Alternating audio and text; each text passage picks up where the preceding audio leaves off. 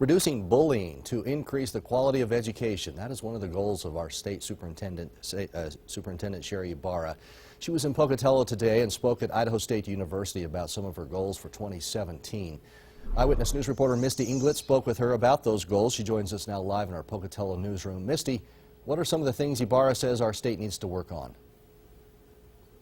Todd, Superintendent Ybarra says a few things they're going to work on moving forward is creating a more personalized education and creating a new funding formula to evaluate budgets.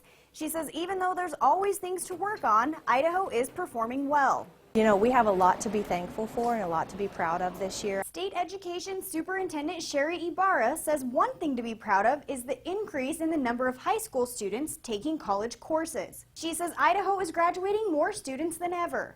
Ybarra says her goal of restoring operational funding was supposed to take 5 years, but only took 1, and that's a huge accomplishment.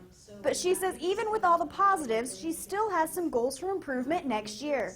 Her biggest goal is student safety, focusing on how to help with bullying, which is way too common. It's alive and well, and what the kids told me is there's an app for that, unfortunately, and so safety is everybody's responsibility.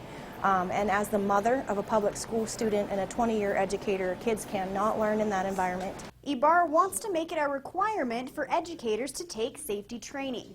This would include training each individual about how to deal with student threats and talk of suicide. And I want individual educators to also be armed with more information and more knowledge about what they can do and avenues that they can take when things are happening to our students. Another goal Ybarra has moving forward is to make the ACT the required test rather than the SAT. She believes the ACT is more beneficial, especially because results show students don't seem to do as well on the SATs. Students had mixed reactions to this possible change. The ACT was a lot easier to understand, and I think it prepared me a lot better for college, so I prefer that test. It might limit the choice of schools that the students might be able to get into, since some schools prefer the SAT or some schools prefer the ACT. I think it's a good idea because everyone should take the ACT, just in case they want to go to college or not.